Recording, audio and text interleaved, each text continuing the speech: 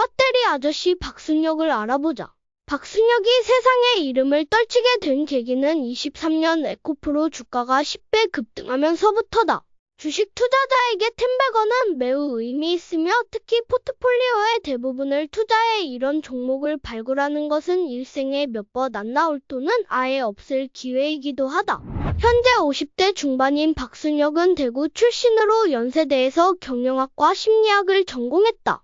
95년에 현재 하나증권의 전신인 대한투자신탁의 애널리스트로 입사했다. 당시 국내 최대 투자신탁 회사 중 하나인 대한투자신탁은 금융권 내에서도 매우 선호되는 직장이었다. 90년대 초반부터 한국의 투자신탁업은 고성장 가도를 달렸고 IMF 전인 95년은 금융업계가 화랑이던 시기로 당시 스카이 상경계 출신 대부분이 금융권 취업을 원했던 시기이다.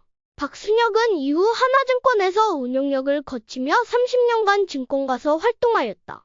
하나증권에서 삼성생명으로 옮기며 법인 대상으로 보험 영업을 하는 과정에서 금양의 류양지 회장을 만난다. 상당한 말재주의 소유자인 박순혁은 21년 9월에 금양의 홍보이사로 입사한다. 21년은 금양이 2차전기 사업에 진출하는 초입이다. 2차전지 소재인 CNT 도전제와 함께 음극재, 양극재 첨가제 시장에 뛰어들었다.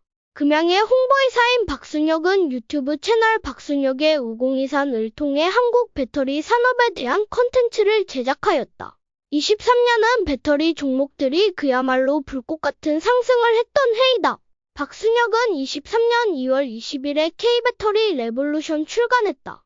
에코프로 그룹의 양극재 사업과 포스코 그룹의 2차전지 산업 밸류체인에 대해 잘 설명했던 책이다. 이후 박순혁은 선대인과 적극적인 유튜브 활동을 하였다. 그 결과 거침없는 말 재간과 상승하는 2차전지 주가를 바탕으로 큰 팬덤을 거느리게 된다. 23년 5월 박순혁은 금양을 퇴사하였는데 거래소로부터 금양이 불성실 공시법인 지정을 예고받은 데 따른 것이다. 박순혁은 금양의 자사주 매각 계획을 유튜브 방송에서 언급하였는데 이는 공시 전 중요한 미공개 정보에 대한 규정 위반에 해당하는 것이었다. 23년 9월 금양은 4,500억 규모의 유상증자를 발표하였는데 부산 기장의 2차전지 설비 투자와 함께 채무 상환을 한다는 내용이었다. 10월에는 몽골 광산 개발 투자 계획에 대한 추정치를 대폭 하향 조정하면서 허위 공시 논란이 있었다. 24년에는 앞선 4,500억 원 유상증자 계획이 철회되었다. 이는 금감원과 주주들의 반대에 따른 결정이었다.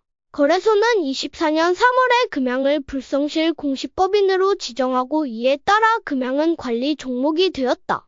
같은 해 10월 금양은 재무구조 개선을 목적으로 3,000억 규모 유상증자를 결정한다. 기존 주주들의 지분가치가 계속해서 희석되었다. 25년 3월 현재 금양은 감사인 한울회계법인으로부터 의견 거절을 받았다.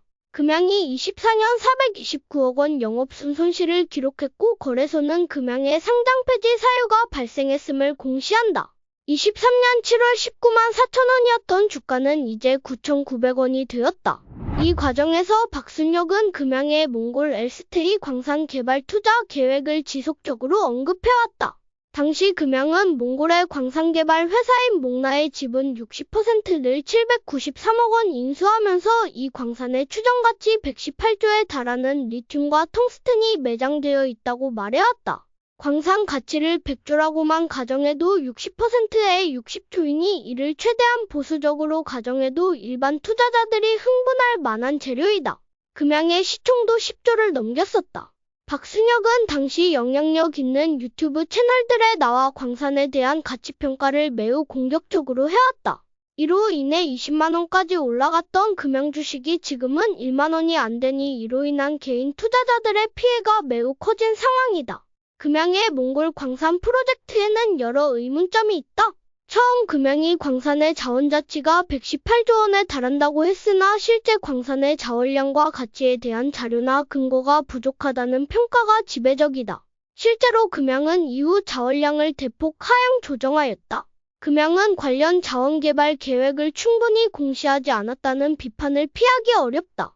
또한 몽골 정부의 협력이 꼭 필요한 프로젝트로 관련 세부 사항에 대한 구체적인 정보도 부족했다. 이에 대해 박순혁은 물론 당시 박순혁과 함께 영향력을 행사했던 선대인 금양 자체도 비판을 피하기는 어려울 것이다.